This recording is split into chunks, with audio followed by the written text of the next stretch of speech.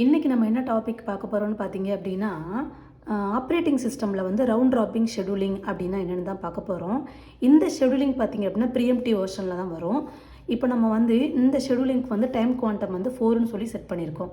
Already வந்து நிறையா scheduling நான் போட்டிருப்பேன். பட் வந்து இந்த ஷெடியூலிங்கில் தான் பார்த்தீங்க அப்படின்னா டைம் குவாண்டம் வைஸ் நம்ம வந்து சிபியூவில் வந்து ப்ராசஸ் வந்து அலோகேட் பண்ணணும்.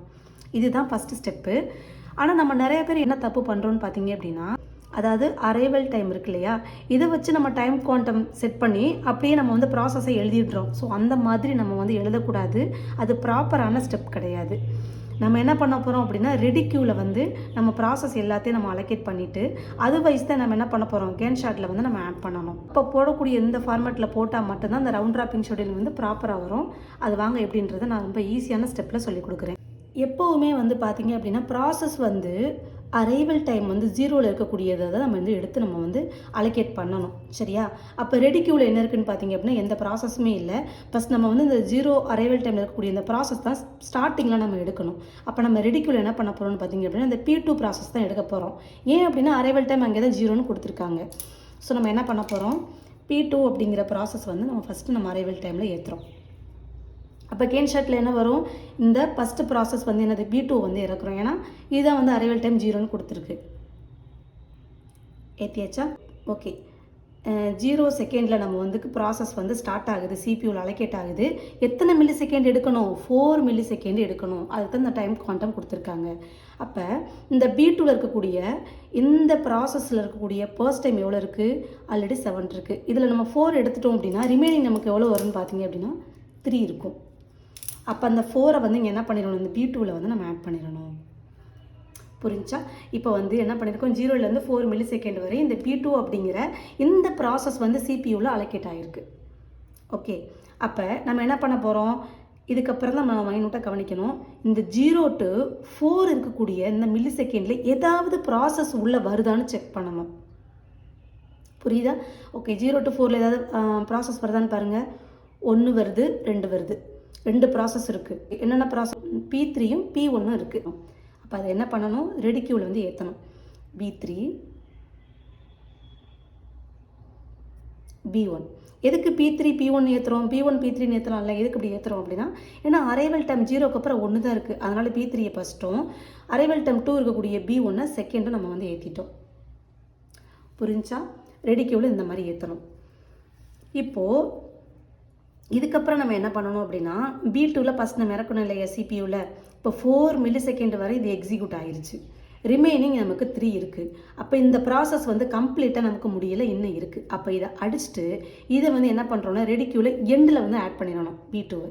ஏன்னா எதுக்கு ஆட் பண்ணுறோம், ஏன்னா இன்னும் ப்ராசஸ் முடியலை, அதனால் நம்ம லாஸ்ட்டில் ஆட் பண்ணிக்கிறோம். இப்போ நமக்கு ரெடி கியூவில் என்ன ப்ராசஸ் இருக்குது, P3 P1 B2 இந்த 3 ப்ராசஸும் நமக்கு இருக்குது. ஓகே. இப்போ செகண்ட் என்ன இருக்குது, B3 இருக்கா. இந்த ரெடிக்கு இருக்கக்கூடிய இந்த ப்ராசஸ் வந்து இங்கே செக் பண்ணணும். நல்லா புரிஞ்சுக்கணும். ஃபஸ்ட்டு என்ன பண்ணுறோம், B2ங்கிற அரைவல் டைம் இருக்கக்கூடிய இந்த P2ங்கிற ப்ராசஸை வந்து 0 மில்லி செகண்ட் இருக்கிறனால இதை ஸ்டார்டிங்கில் இறக்குறோம். 4 மில்லி செகண்ட் ரன் பண்ணுறோம். திரும்ப ரிமைனிங் 3 இருக்குது, அதை அப்படியே வச்சுக்கிறோம். இந்த 0 to 4 மில்லி செகண்டில் ஏதாவது ப்ராசஸ் வருதான்னு செக் பண்ணுறோம். அது வந்துச்சு அப்படின்னா அதை ரெடி கியூவில் ஏற்றுறோம். P3 P1ஐ ஏற்றிட்டோம். ஏற்றுனதுக்கப்புறம் இங்கே என்ன ப்ராசஸை சிபியூவில் அலோகேட் பண்ணணும் அப்படின்னா, இந்த B2வில் ஆல்ரெடி நம்ம ரன் பண்ணிட்டோம். ஸோ ரிமைனிங் நமக்கு இருக்குது. அதனால இது வந்து ரெடி கியூவில் எண்டில் ஆட் பண்ணிவிட்டு இதை நம்ம அடிச்சிடணும். இப்போ நமக்கு ரெடி கியூவில் ஸ்டார்டிங்கில் என்ன இருக்குது, P3 தான் இருக்குது. அப்போ B3 ப்ராசஸை வந்து இங்கே நம்ம செக் பண்ணணும். செக் பண்ணும்போது என்ன ஆகுது, 9 இருக்குது ஃபர்ஸ்ட் டைம். அப்போ இதில் வந்து 4 மில்லி செகண்ட் நம்ம எடுக்கணும். அப்போ 4 எடுத்துட்டோம் அப்படின்னா ரிமைனிங் நமக்கு என்ன கிடைக்கிது, 5 இருக்குது. அப்போ அந்த 4ஐ வந்து இங்கே ஆட் பண்ணிடணும். எந்த ப்ராசஸ், P3 ப்ராசஸ். P3 அந்த 4ஓட இந்த 4 ஆட் பண்ணோன்னா நமக்கு 8 கிடச்சிரும். புரிஞ்சா? இப்போ அடுத்து 4லேருந்து 8 வரை ஏதாவது நமக்கு வந்து ப்ராசஸ் வருதான்னு செக் பண்ணணும். கிடையாது. இருக்கிறதே 3 ப்ராசஸ் தான். அந்த 3 ப்ராசஸ் உங்களை நம்ம அலோகேட் பண்ணிட்டோம். அதுக்கப்புறம் எதுவும் கிடையாது. ஸோ இங்கே நீங்கள் செக் பண்ணணும் அவசியம் கிடையாது. இதுக்கப்புறம் நம்ம என்ன பண்ணணும்னு பார்த்தீங்கன்னா, இந்த P3 ப்ராசஸ் இருக்குது இல்லையா, இது கம்ப்ளீட்டாக முடிஞ்சான்னு பார்க்கணும். கிடையாது. 4 மில்லி செகண்ட் தான் எடுத்திருக்கும், மிச்சம் 5 இருக்குது. அப்போ இதையும் அடிச்சுட்டு நம்ம பின்னாடி சேர்த்துடணும். ரெடி கியூவில் சேர்த்துட்டோமா. இப்போ ரெடி கியூவில் ஸ்டார்டிங்கில் என்ன இருக்குது, B1 தான் இருக்குது. அப்போ B1 ப்ராசஸை பார்க்கணும். P1 ப்ராசஸில் வந்து ஃபர்ஸ்ட் டைம் என்ன இருக்குதுன்னு பார்த்தீங்கன்னா 8 இருக்குது.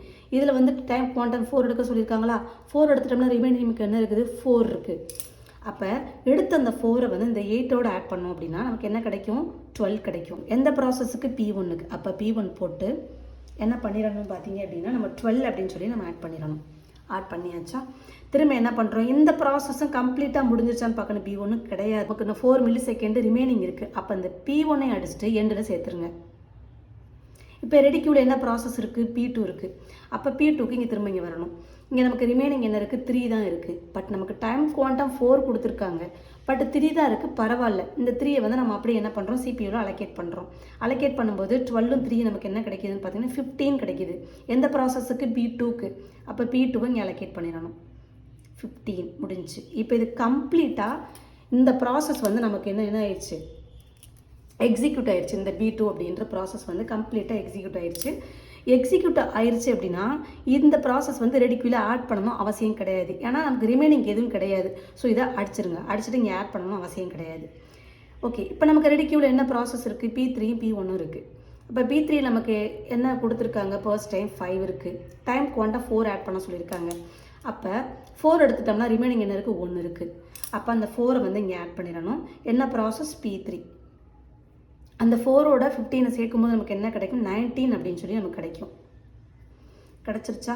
இப்போ நம்ம என்ன பண்ணணும்னு பார்த்தீங்கன்னா P3 ப்ராசஸ் கம்ப்ளீட்டாக என்ன ஆச்சுன்னு கேட்டால் கிடையாது, 1 மில்லி செகண்ட் எக்ஸ்ட்ரா இருக்குது. அப்போ இதை அடிச்சுட்டு நம்ம என்ன பண்ணணும்? எண்டில் சேர்த்துக்கணும்.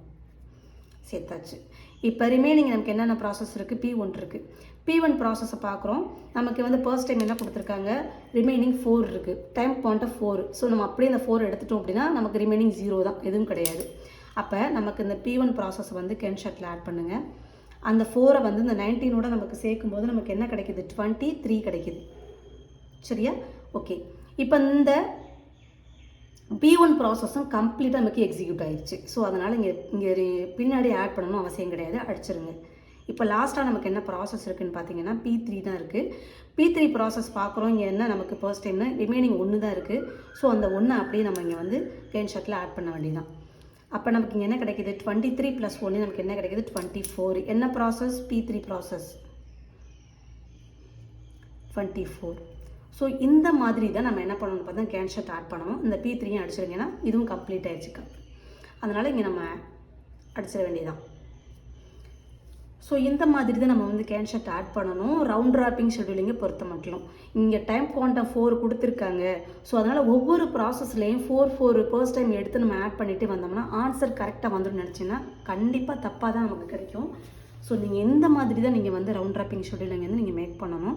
இப்படி பண்ணால் மட்டும்தான் நமக்கு வந்து என்ன பண்ண முடியும்? கரெக்டான ஆன்சர் நமக்கு கிடைக்கும். ஓகே, இப்போ நம்ம வந்து கேன்ஷாட் போட்டாச்சு. இப்போ நம்ம வந்து completion time, turn around time, waiting time பார்த்துடலாம். அது ஒவ்வொரு ப்ராசஸ் வந்து லாஸ்ட்டாக கம்ப்ளீட் பண்ண அந்த டைம் தான் என்னென்னா கம்ப்ளீஷன் டைம் அப்படின்னு சொல்கிறது. அப்போ இந்த P1 வந்து லாஸ்ட்டாக எங்கே கம்ப்ளீட் ஆகிருக்குன்னு பார்த்தீங்கன்னா அந்த லாஸ்ட்டாக இங்கே. அப்போ இந்த 23 அப்படின்னு சொல்லிட்டு இங்கே மென்ஷன் பண்ணிடுங்க. B2 வந்து இங்கே லாஸ்ட்டாக கம்ப்ளீட் ஆகிருக்கு, இங்கே 15. B3 அதே போல்.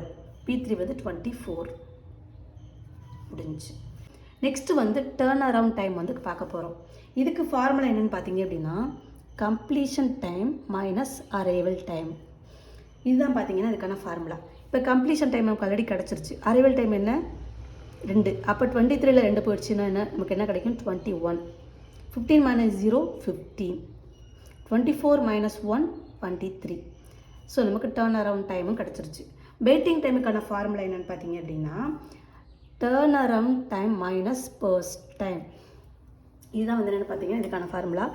இந்த ஃபர்ஸ்ட் டைம் வந்து நம்ம இங்கே அடித்தோம்னா இதெல்லாம் பார்க்கக்கூடாது, டோட்டல் ஃபர்ஸ்ட் டைம் தான் இங்கே நம்ம பார்க்கணும். சரியா? ஓகே, அப்போ டர்ன் அரவுண்ட் டைம் என்ன கொடுத்துருக்காங்க? 21. 21 - 8 நமக்கு என்ன கிடைக்குன்னு பார்த்தீங்க அப்படின்னா 13. நெக்ஸ்ட்டு 15 - 7 நமக்கு என்ன கிடைக்குன்னு பார்த்தீங்கன்னா 8. அடுத்து 23 - 9 நமக்கு என்ன கிடைக்குன்னு பார்த்தீங்க அப்படின்னா 14. ஸோ இது என்னென்னு பார்த்தீங்கன்னா வெயிட்டிங் டைம். ஸோ ஓவராலாக வந்து ரவுண்ட் ராப்பிங் ஷெட்யூலிங் அப்படிங்கிறதுக்கான ஒரு பர்ஃபெக்டான ஒரு எக்ஸாம்பிள் இதுதான். நெக்ஸ்ட் கிளாஸில் வந்துட்டு டிஃபிகல்ட்டான ஒரு ரவுண்ட் ராப்பிங் ஷெட்யூலிங்கை வந்து எப்படி போடுறதுங்கிறத பார்க்கலாம்.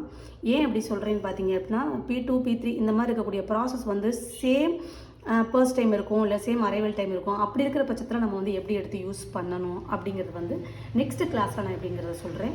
இப்போ இந்த கான்செப்ட் வந்து உங்களுக்கு நல்ல கிளியராக புரிஞ்சிருக்குன்னு நினைக்கிறேன். இன்கேஸ் உங்களுக்கு ஏதாவது டவுட் இருந்தது அப்படின்னா கமெண்ட் பண்ணுங்கள். பிடிச்சிருந்தது அப்படின்னா லைக் பண்ணுங்கள், ஷேர் பண்ணுங்கள், சப்ஸ்கிரைப் பண்ணுங்கள். தேங்க்யூ.